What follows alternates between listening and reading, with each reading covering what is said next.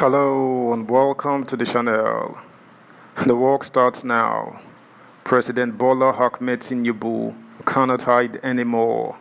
No more excuses. If the decision of the tribunal goes his way, then he will be saddled with the responsibility of leading Nigeria and turning things around fast.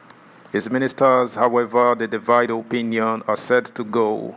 Everything seems to be in place. Now, show Nigerians what you've truly got.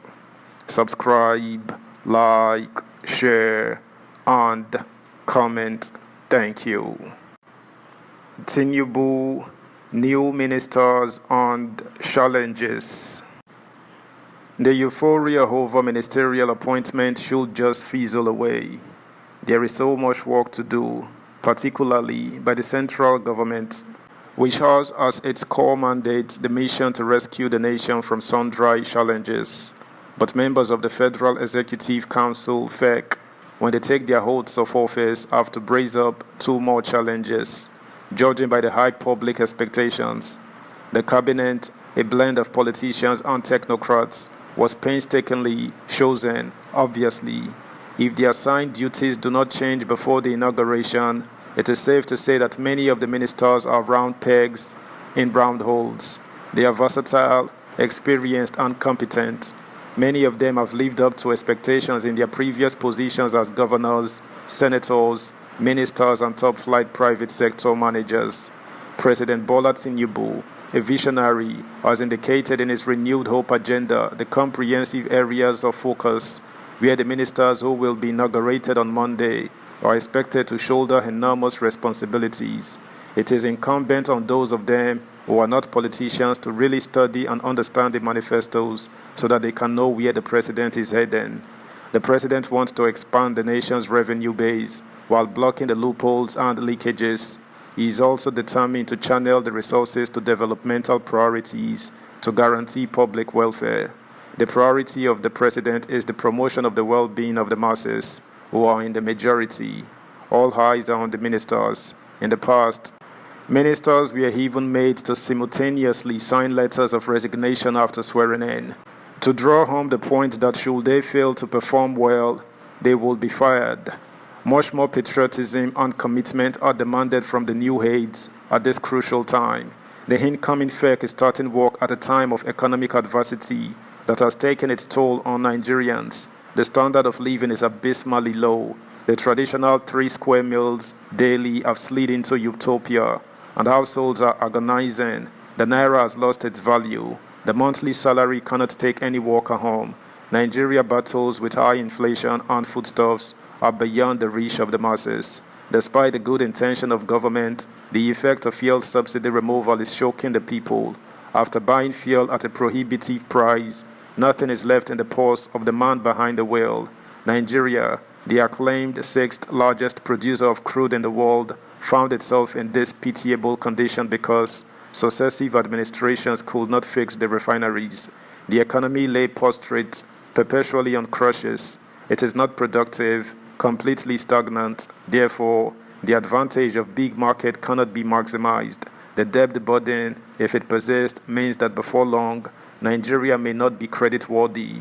The foreign reserve is depleted. Neither is the home condition quite conducive for investment. Adequate power supply is a tall order. For a long time, investors have been relocating to scenic lines.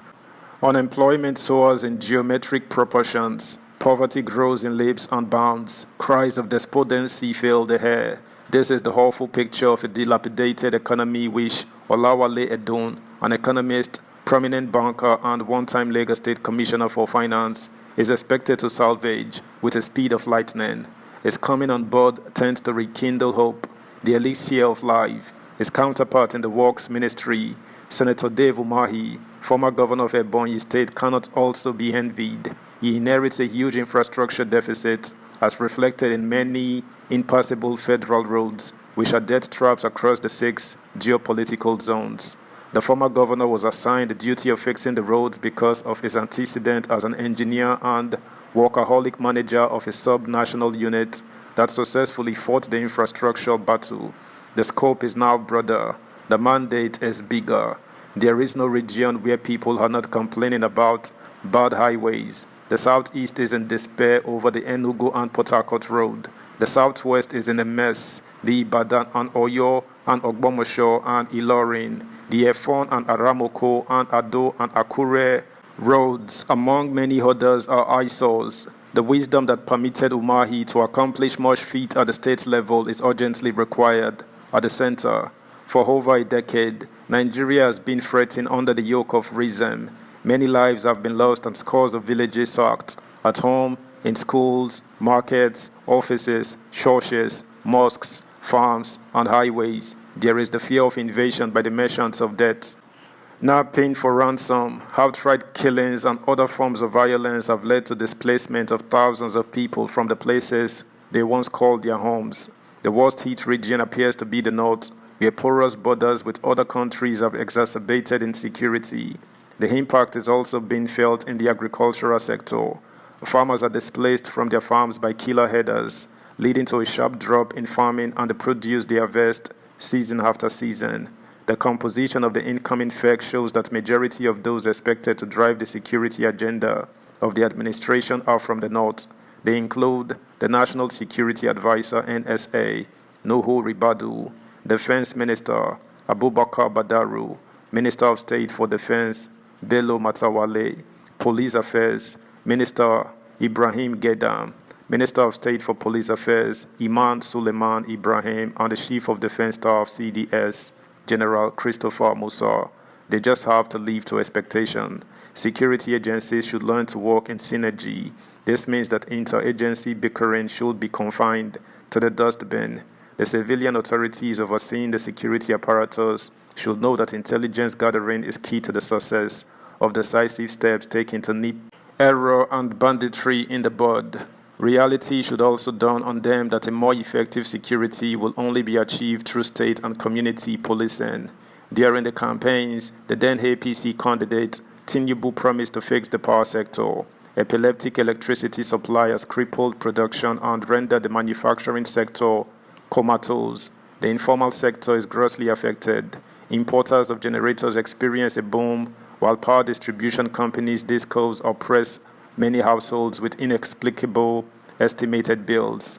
A heavy responsibility rests on the shoulders of Adebayo Adelabu, the Minister of Power, as he is expected to turn the sector around and foster public confidence.